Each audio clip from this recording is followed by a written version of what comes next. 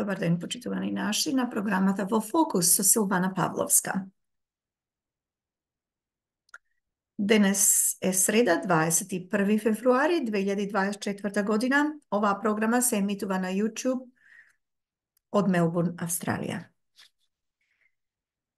Во последниве неколку емисии често пати ги спомнуваме изразите use cogans во текстови што ги има напишано професор доктор Игор Јанев. Во некои од тие текстови беше објаснето што всушност значат тие зборови кои што се од латинско потекло.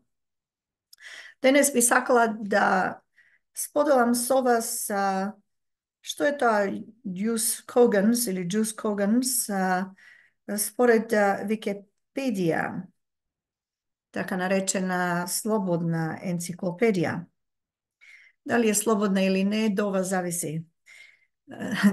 Како вие, мислам, дали сакате да ја прифатите или не, и се разбира дека можете самите да направите ваш ресерч во врска со тоа. Оти не значи дека Википедија информациите се секогаш точни во неа. Jus cogans, императивни норми и принципи. Jus cogans или jus cogans, нормите се по дефиниција највисоки перемпторни, обичајни норми, правила и принципи, посилни од диспозитивното, тоест пишано право, jus dispositivum, вклучувајќи нормите содржани во уставите на држави и меѓународните договори и конвенции.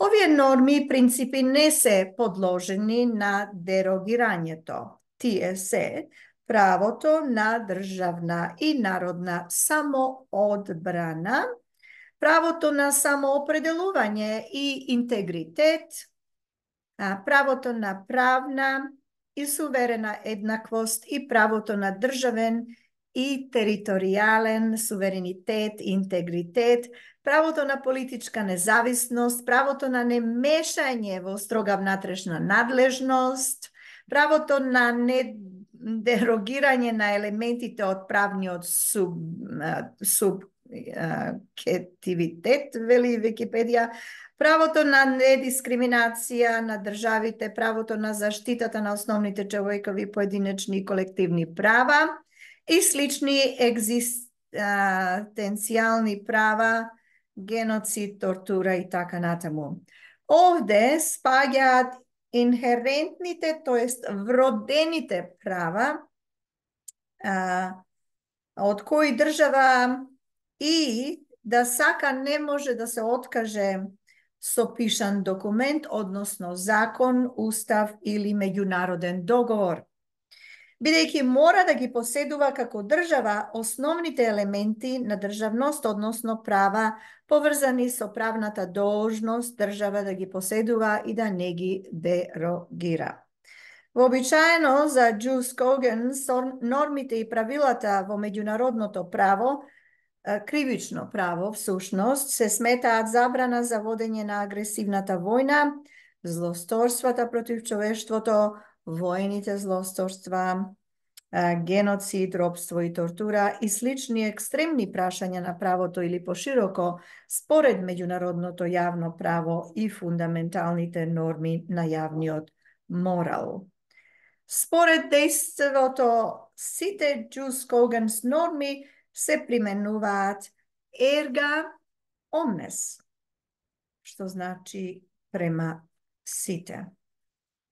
Тоа беше од Википедија, слободната енциклопедија, во врска со поимот jus cogans, за кое што професор доктор Игор Јанев пишува многу. И е многу битно да се знае овој поим за наш македонците посебно. Друг еден поим кој што е исто така важен, според Википедија, се работи за државно име. Што е тој поим? Што значи тој поим? Еве како вела тие. Државно име е по дефиниција државно-правен идентитет. Овој идентитет е правен атрибут со кој една држава се представува како правно лице во меѓународното право и во внатрешно правен промет и правни односи. Државно-правен идентитет е основен елемент на меѓународно-правен и внатрешно-правен уставен субјективитет. Со овој правен идентитет, држава правно функционира како меѓународно правно лице со меѓународните права и обврски, а слично и како правното лице во внатрешно правен промет, каде државата се појавува како правното лице пред домашните судови или правните постапки. Во правило, државно-правен идентитет е иство меѓународното правно представување и домашно правно представување. Без државно-правен идентитет, државно име, меѓународно правен субјективитет е нелегално дерогиран, бидејќи поседување целосен субјективитет е инхерентно или вродено апсолутно право на една суверена држава, а суверенитетот е најбитен елемент на државност покрај другите елементи, државната територија и државното население со статус на државјани или граѓани. Без државно-правен идентитет, договорната способност на еден правен субјект како држава би била произволно деградирана и државата веќе не би била суверена и правно еднаква со другите правни лица. Оттаму, поседување на државното име или државно-правен идентитет е поврзано со основната jus cogens норма на правната еднаквост. Во римското право, еднаквост пред законот. Односно, во меѓународното право, суверена еднаквост, императивен принцип содржан во членот 2, став 1 од повелбата на Организацијата на Обединетите нации. Другите jus cogens норми, како што е политичката независност, член 2, став 4 од повелбата на ООН, и немешање во внатрешните работи, член 2, став 7 од повелбата на ООН, исто така во отсуство на државно-правен идентитет би биле дерогирани и во тој аспект држава би била дискриминирана. Државно-правен идентитет како атрибут на субјективитетот е елементот на државност. Правото на државно-правен идентитет или државното име и изборот на идентитетот е инхерентното право, поврзано со jus cogens норма, само определување на својот идентитет, народен или државен. Принципот кодифициран во членовите 1, став 2 и 55 од повелбата на ООН и другите меѓународно правни акти.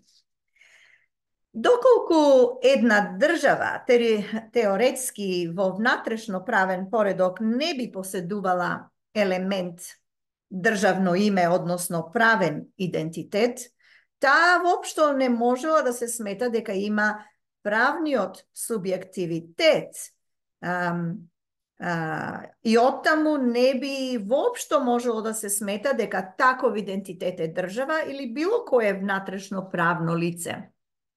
Оттаму изборот на државно-правниот идентитет е во строга внатрешна надлежност на секоја држава. За овој елемент на државност важи ставот 7 од членот 2 од повелбата на ООН и членот 8 од Конвенцијата за правата и обврските на државите од Монтевидео 1993 година. Ако една држава не признава државност или е елементот на државност на друга држава, по правило се работи за политичка конфронтација или притисоци од суштествен политички карактер. За државните имиња важат обичајно одредени општи и основни правни правила и принципи. Први, државите немаат ексклузивни права на државните имиња. Второ, државните имиња не влијаат врз територијалните права и обврски на својата, како и на туѓа и друга држава, тоест државното име во меѓународното право не може да се толкува како територијални претензии или иредентизам на една држава кон друга. Трето, за државното име како правен идентитет и како елемент од меѓународно правниот субјективитет не е релевантна историјата или потеклото на народот, како ни физичките и популацијските одлики на територијата за чија што држава станува збор. Четврто, спорови меѓу државите за државните имиња не може да постојат, бидејќи се работи за предметот кој е во строга внатрешна надлежност на секоја држава. Заштитена со повелбата на ООН. Непризнавањето од една држава во целина или елементи на субјективитетот на друга поради какви и да е причини не може да се толкува како спор или разлика, кога станува збор за инхерентните државни права. Во оваа смисла, вмешување од Организацијата на Обединетите нации или нејзина членка во ваквите основни права и надлежности, тоест кршење на Jus Cogens норми, не е дозволено според членот 2 од повелбата на Организацијата на Обединетите нации. Тоа беше од Википедија околу поимот државно име. Пред тоа, дефиницијата на Jus Cogens право. Во продолжение, една друга статија, благодарност на господинот професор доктор Игор Јанев за дозволата да го објавиме овој текст. Текстот излезе во печат на 5. јули 2021 година. И насловот е, професор доктор Игор Јанев, ние со договорот и со новото име РСМ веќе сме северномакедонци. Зборот северномакедонци е во наводници. Преспанскиот договор е правно невалиден, вели тој. Ставот на професорот Игор Јанев. 3 години по подпишувањето на Преспанскиот договор, оцената на дел од правните експерти е дека тоа е правно невалиден и необврзувачки за Македонија, што подразбира дека земјава нема обврска да го почитува. Овој став го застапува професорот по меѓународно право и научен советник на Универзитетот во Белград Игор Јанев, според кого Преспанскиот договор не е валиден за Македонија. Преспанскиот договор или ПД нема валиден правен идентитет за Македонија, бидејќи во споредбата со Хеленската република ние се подпишуваме како втората страна, чиј идентитет се совпаѓа со тој опишан во резолуцијата 67/225. Ваков правен идентитет, што е неуставна категорија во меѓународниот договор, во случајот Преспанскиот договор, не е правно валиден и легален, појаснува професорот Јанев. Понатаму, тој додава дека во судската постапка во Меѓународниот суд на правдата 2008-2011 судот не се занимавал со правниот квалитет на договорот, туку само со формалните аспекти на тужбата. Професорот Јанев подсетува дека и претходно Грција не ја ратификувала во парламентот нити привремената спогодба од 1995 година, иако тоа било нејзина обврска. Денес имаме состојба во која грчкиот парламент одбива да ги прифати обврзувачките протоколи од Преспанскиот договор, со што Грција не го испочитува ниту договорот подпишан во Нивици, прецизира Јанев. Според него, тргнувајќи од фактот што он нема правна јурисдикција да ги одредува државните имиња, а референцата БЈРМ не е валидно државно име, туку проста деноминација за користење само во рамките на ООН, терминот втората страна не е валиден правен идентитет. Со ваквата неуставна категорија не се прават меѓународни договори со меѓународно јавен карактер, нагласува Јанев. При тоа тој додава дека како последица на овој факт невалиден идентитет Prespanský dogovor je nelegalen i nevaliden akt, odnosno to je bespotrebni odpraven kvalitet za jeden međunaroden dogovor, a to se potvrdува со самиот факт дека втората страна не е валидна идентификација во меѓународното право. Пред се, од целата ситуација треба да се има предвид дека деноминацијата која неопределено долго или бесконечно трае во времето не е легална институција и представува ултравирес акт направен од Обединетите нации. Последиците од овој акт исто така се нелегални, констатира професор Јанев. Тој смета дека овој договор е ништовен. Договор како преспанскиот договор направен врз основа на невалиден прав идентитет во случајот со втората страна представува нелегален акт поради фактот дека е невалиден. Оттаму истиот тој е ништовен, бидејќи договорот нема соодветен правен квалитет, при што едната страна очигледно го скучила довела во заблуда дека истиот тој е легален акт.